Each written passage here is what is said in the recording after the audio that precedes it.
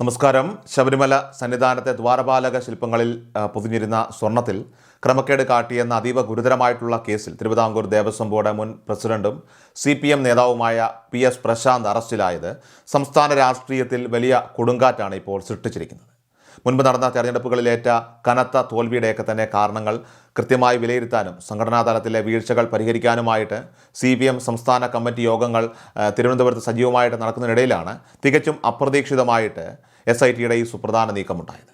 ശബരിമല ഭരണവുമായി ബന്ധപ്പെട്ട് മുൻപ് ഉയർന്നു വന്ന വിവാദങ്ങളും ഭരണപരമായ വീഴ്ചകളും വലിയ രീതിയിൽ ജനരോഷത്തിന് കാരണമായെന്ന് പാർട്ടി ആഭ്യന്തരമായിട്ട് വിലയിരുത്തുന്ന അതേ സമയത്ത് തന്നെ മുതിർന്ന നേതാവ് കൂടിയായിട്ടുള്ള വ്യക്തി അറസ്റ്റിലായത് തീർച്ചയായിട്ടും പ്രതിപക്ഷത്തെ സംബന്ധിച്ച് വലിയ തിരിച്ചടിയായി മാറിയിട്ടുണ്ട്. നിലവിലെ സാഹചര്യത്തിൽ ഈ അന്വേഷണം ഇനി ഏത് ദിശയിലേക്കാണ് നീങ്ങുന്നതെന്നും മറ്റ് ഉന്നത നേതാക്കളിലേക്ക് കാര്യങ്ങളൊക്കെ തന്നെ ഇനി എത്തുമോ എന്ന് ഇപ്പോൾ രാഷ്ട്രീയ നിരീക്ഷകർ തന്നെ ഉറ്റുനോക്കുകയാണ്.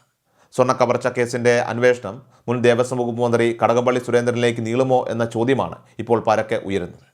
കേസിൽ നേരത്തെ തന്നെ പ്രതിരോധത്തിലായ കടകംപള്ളി സുരേന്ദ്രനുമായിട്ട് ബന്ധപ്പെട്ട പുതിയ വെളിപ്പെടുത്തലുകളും അതോടൊപ്പം തന്നെ കൂടിക്കാഴ്ചകളുടെ ദൃശ്യങ്ങളുമൊക്കെ തന്നെ പുറത്തു വന്നത് മുൻ പ്രതിപക്ഷത്തിനും ഇപ്പോഴത്തെ ഭരണപക്ഷത്തിനും പുതിയൊരു രാഷ്ട്രീയ ആയുധമായിട്ട് മാറിക്കഴിഞ്ഞു.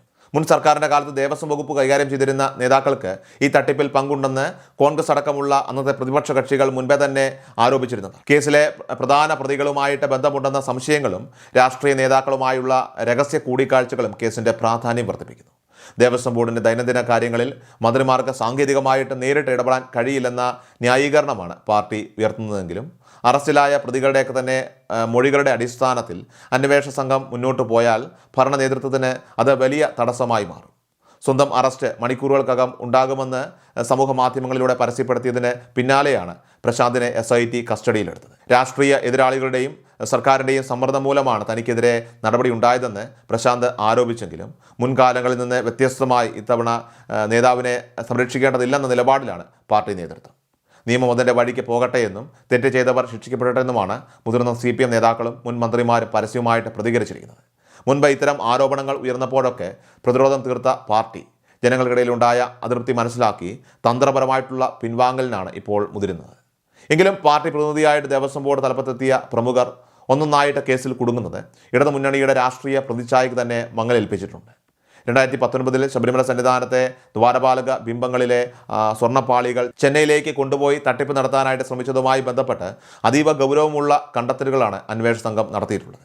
ഹൈക്കോടതിയുടെ മുൻകാല മാർഗനിർദ്ദേശങ്ങളും ദേവസ്വം ബോർഡിൻ്റെ കൃത്യമായിട്ടുള്ള നിയമങ്ങളുമൊക്കെ കാറ്റിൽ പറത്തിക്കൊണ്ട് സ്പോൺസർമാരും ഉന്നത ഉദ്യോഗസ്ഥരും ചേർന്ന് നടത്തിയ ആസൂത്രിതമായിട്ടുള്ള ഗൂഢാലോചനയാണ് ഇതെന്ന് SIT വ്യക്തമാക്കുന്നു.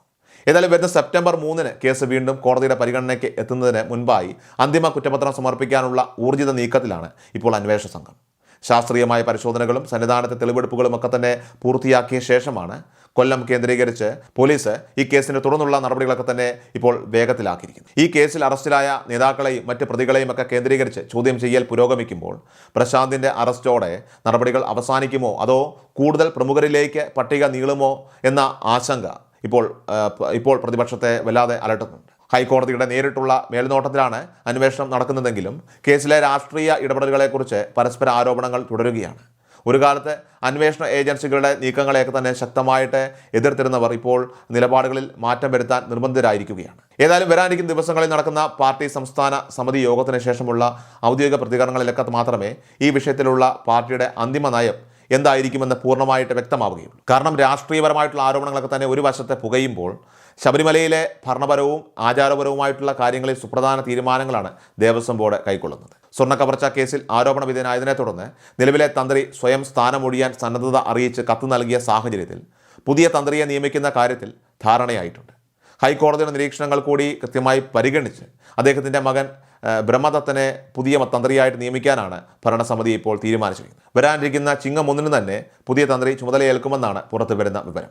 കൂടാതെ മാളികപ്പുറം മേൽശാന്തിമാരുടെ അഭിമുഖ പാനൽ അടക്കമുള്ള സുപ്രധാന ചുമതലകളിലും പുതിയ തന്ത്രിയുടെ പങ്കാളിത്തം ഉറപ്പാക്കാനായിട്ട് നടപടികൾ ഇപ്പോൾ പുരോഗമിക്കുകയാണ്. സ്വർണ്ണക്കവർച്ച കേസിൽ തുടർച്ചയായിട്ടുണ്ടാകുന്ന അറസ്റ്റുകളും അതോടൊപ്പം തന്നെ ക്ഷേത്രഭരണത്തിലെ അടിയന്തര മാറ്റങ്ങളുമൊക്കെ തന്നെ വരും ദിവസങ്ങളിൽ കേരളത്തിലെ പൊതുസമൂഹത്തിലും രാഷ്ട്രീയ മണ്ഡലത്തിലും വലിയ ചലനങ്ങൾ ഉണ്ടാക്കുമെന്ന കാര്യത്തിൽ സംശയമില്ല.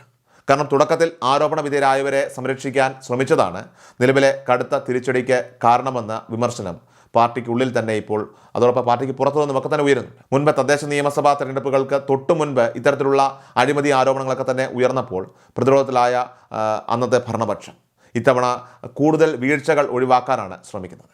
തെറ്റ് ചെയ്തവരെ തള്ളിപ്പറഞ്ഞ് പ്രതിച്ഛായ വീണ്ടെടുക്കാൻ ശ്രമിക്കുമ്പോഴും ഉന്നത നേതാക്കളുടെ പേരുകൾ ഈ കേസിലേക്ക് വലിച്ചിഴക്കപ്പെടുന്നത് തീർച്ചയായിട്ടും പാർട്ടിയെ കൂടുതൽ പ്രതിരോധത്തിലാക്കുന്നുണ്ട്. അന്വേഷണം അന്തിമഘട്ടത്തിലേക്ക് കടക്കുമ്പോൾ കടകംപള്ളി സുരേന്ദ്രൻ ഉൾപ്പെടെയുള്ള ജനപ്രതിനിധികളിലേക്കും മുൻ ദേവസ്വം ബോർഡ് അംഗങ്ങളിലേക്കുമൊക്കെ തന്നെ ഈ അന്വേഷണത്തിൻ്റെ നിഴൽ നീളുമോ എന്നാണ് ഇപ്പോൾ ഏവരും ഉറ്റുനോക്കുന്നത്. മുൻ സർക്കാരിൻ്റെ കാലത്തെ പ്രതിപക്ഷ സംഘടനകളൊക്കെ തന്നെ ഈ വിഷയം സർക്കാരിനെതിരെ വീണ്ടും ശക്തമായ പ്രക്ഷോഭ ആയുധമാക്കാൻ ഇപ്പോൾ ഒരുങ്ങിക്കഴിഞ്ഞിരിക്കുകയാണ്. നിയമസഭയിലും അതോടൊപ്പം തന്നെ പുറത്തും സ്വർണ്ണക്കൊള്ള വിഷയം വലിയ പ്രതിഷേധങ്ങൾക്ക് വഴിവെക്കുമെന്ന കാര്യം ഉറപ്പാണ്. ഏതായാലും വരും ദിവസങ്ങളിൽ പുറത്തു വരാനിരിക്കുന്ന അന്തിമ കുറ്റപത്രവും അതിലെ കണ്ടെത്തലുകളുമൊക്കെ തന്നെ ഈ കേസിൻ്റെ ഭാവി തീരുമാനിക്കുന്നതിനൊപ്പം തന്നെ കേരള രാഷ്ട്രീയത്തിലെ നിലവിലെ ശക്തി സമവാക്യങ്ങളെ മാറ്റിയെഴുതാൻ പോകുന്നത്ര നിർണായകമായിരിക്കും എന്ന കാര്യത്തിൽ തർക്കമില്ല.